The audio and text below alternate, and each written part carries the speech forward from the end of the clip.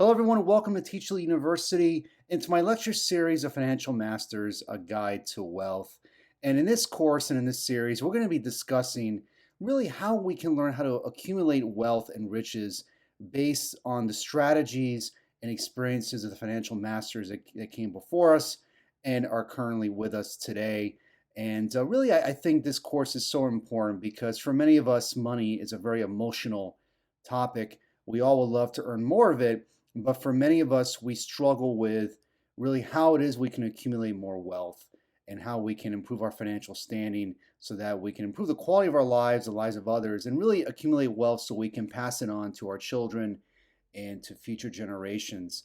And I think that's something that's so important. And we're going to discover here in this series is that wealth goes beyond just money or material means. Certainly, we're going to be discussing strategies on how to accumulate more wealth, but we're really also going to be discussing how we can create abundance in various aspects of our lives. And really, as far as the financial masters and who we're going to be referencing throughout this lecture series, we're going to be discussing the greats like Warren Buffett, Benjamin Graham, Andrew Carnegie, Henry Ford, J.P. Morgan, Jack Schwager, and many more.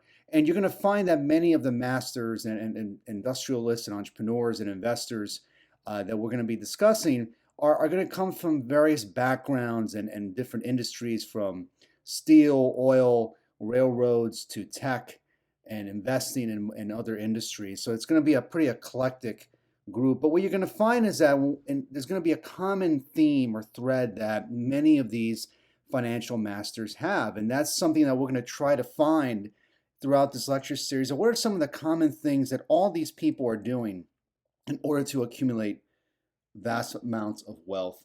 And one of the things that I think when you look at, for example, the Carnegies or modern day titans like Warren Buffett or like a Jack Schwager, is that I don't believe in luck. They didn't get to where they are today solely by luck alone. Maybe, they got lucky in certain situations, but ultimately it wasn't luck that led them to accumulate billions of dollars.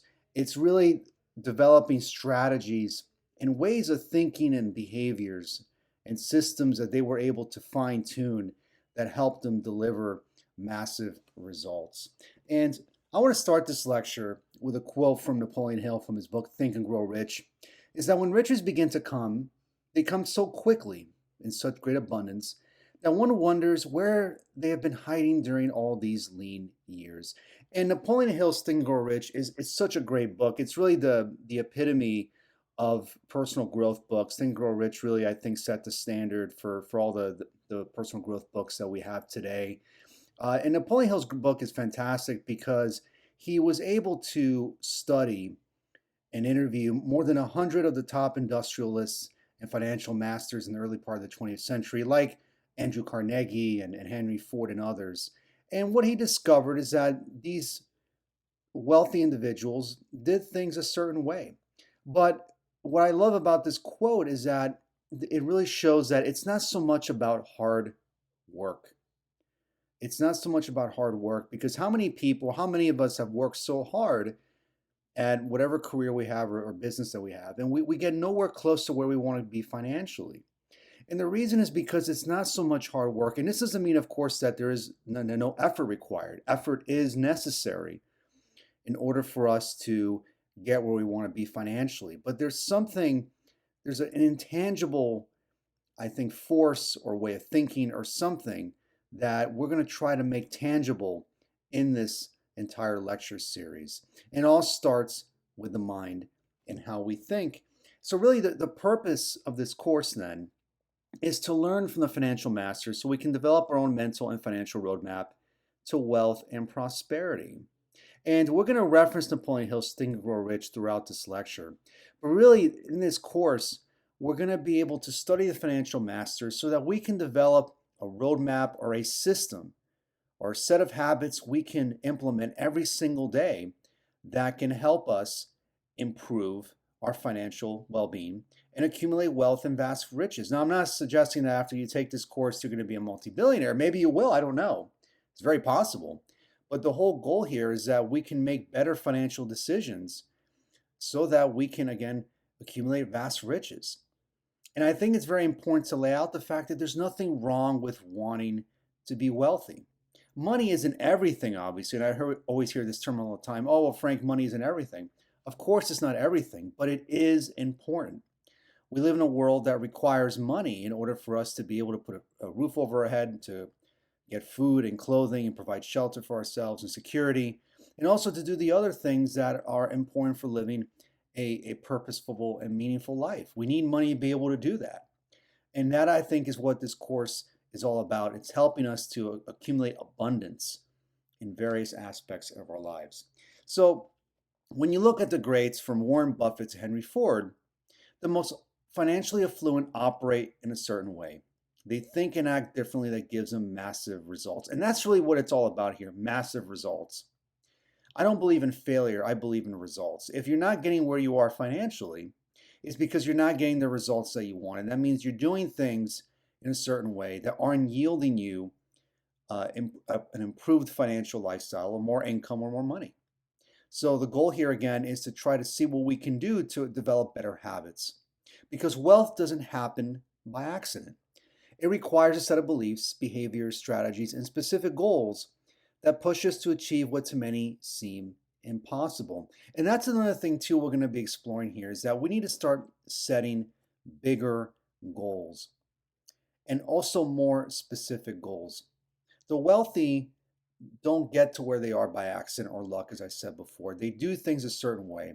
So that means it requires establishing a new paradigm or set of beliefs and behaviors and strategies, and getting specific about what it is that you want in order to get from where you are where you want to be. If you have vague goals, you're going to get vague results. So we need to be specific and clear and being able to push the boundaries of what it is that we really want financially. That means getting out of our comfort zone and really exploring what really is possible. And that's up to you to decide. So for this first lecture, we're going to try to answer this question. What is wealth? Well, what is money? What is wealth? What does it all mean? Why do we want to accumulate wealth? Well, there's various definitions of wealth. For one, we think of, obviously having massive amounts of money in our checking account. Certainly, that's one way to look at wealth, just having lots of capital and money available. Of course, who wouldn't want to have more money? We also can look at wealth as having a variety of material possessions. It could be luxury cars or luxury homes, or having going on luxury vacations, or having your own boat, whatever that is. There's wealth can also be defined as having material possessions. It could also be the accumulation of assets and wealth over time through your investments and entrepreneurial efforts in your businesses. You accumulate assets and wealth over time. So these are just some of the many definitions of what wealth can be. But true wealth is when we become the highest version of ourselves and develop mastery in various aspects of our lives. The truly successful are not happy because they are rich. They are rich because they are happy. So wealth to me, and I have, again, everyone has their own definitions. I've mentioned before, there's various definitions of wealth. But true wealth is when we really become the best versions of ourselves and we develop mastery in various aspects of our lives. Mastery not just with our finances, but with our emotional health, our physical health, our social relationships, and our philanthropic efforts where we're helping our community and improving our overall well-being. So it's when we develop mastery, when we're constantly willing to be improving, and more importantly, being specific and deliberate and moving in the direction where it is that we want to go. So many of us, unfortunately, I'm guilty of this, we sort of go on through life where we have no specific goals or an aim. We're sort of confused or in a state of limbo where we're really unsure of what it is that we want. So if we're not sure of what it is that we want in various aspects of our lives, it's hard to develop mastery, especially financial mastery. And I believe that many of the most successful in various industries were able to develop mastery, not just with their finances, but I believe in other aspects of our life. That's not always the case, because as we're also learning in this lecture series, that focusing solely on money itself can really lead to ruin emotionally and psychologically as well, where you focus so much on the end result, so much on money, you forget about other important aspects of your life, and really forgetting about why it is that you even wanted to accumulate the money in the first place. And that's another important question. Why is it that you want to be wealthy? And that's something that you'll have to answer. We're going to be exploring this question. But why is it that you want to be wealthy or accumulate vast riches? And chances are the reason why you want to accumulate this wealth is because of the feeling attached to it. Because it'll make us feel a certain way. Maybe it'll help us feel more secure or euphoric or confident in ourselves and in our abilities to accumulate riches. But I can tell you right now that to get there, it requires changing our state or our way of thinking. The rich are wealthy because they are already happy. They were already in a good mindset or good frame of mind prior to them becoming wealthy. That's how they got wealthy in the first place. They developed a sound state of mind. They were thinking in abundance, where money to them wasn't so much a mystery, it was a tool and something they were able to make tangible and they were able to sink their teeth into. So they developed processes to develop businesses and innovations and ideas and investment strategies that helped them develop their wealth. So wealth creation then is utilizing all of our physical and mental attributes to deliver value that enhances ourselves and society. Wealth is the accumulation of capital that is a result of developing goods and services that benefit society. But also when it comes to wealth creation, it means utilizing all of our physical and mental attributes to create that value. We develop congruence. Now, what does it mean by congruence? That means that both physically and emotionally, we are in line. We know specifically what it is that we want to do. There's no internal resistance where we have self-doubt or lack of confidence. We're in a state of flow when we're totally in the moment and we are totally invested in what it is that we're trying to do. Incongruence, for example, is let's say you want to make $100,000 a year and right now you're only making $40,000.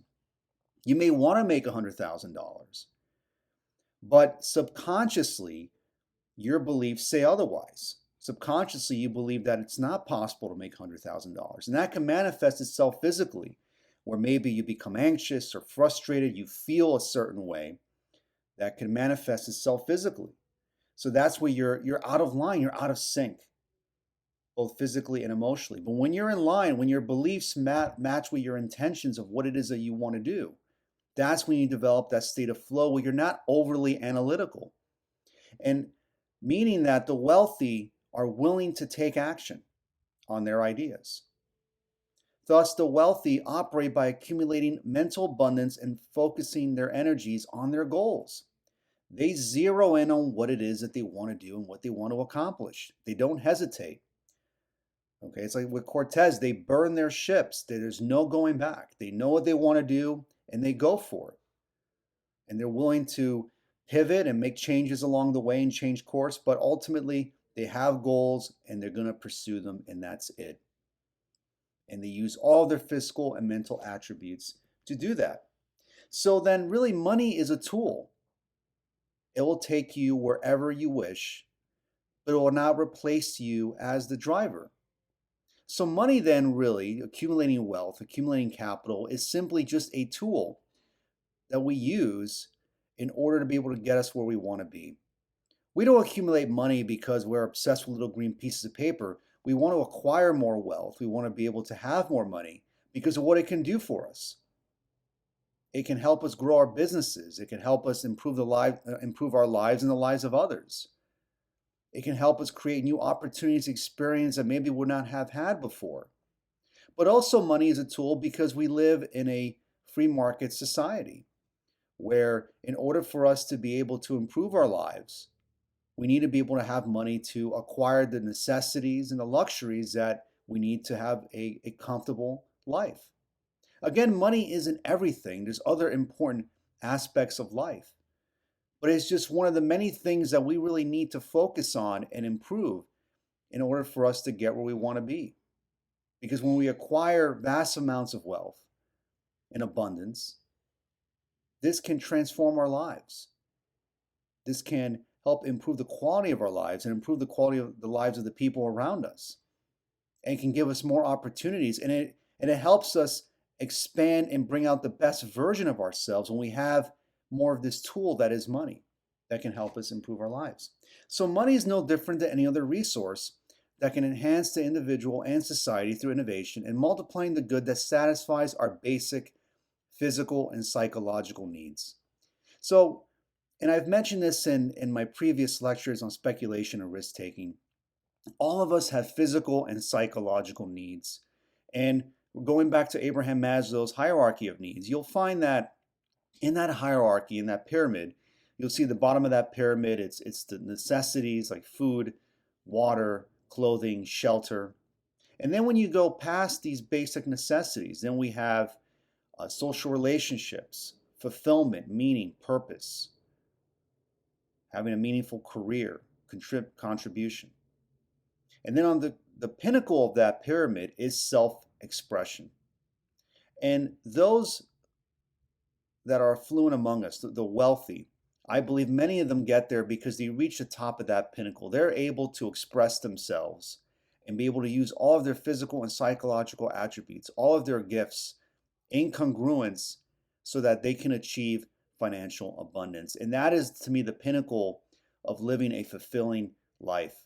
And that is that we're all in, and that physically and psychologically, we've developed the internal abundance and the internal wealth necessary to manifest external abundance like vast riches and wealth and money and capital necessary to build a good life.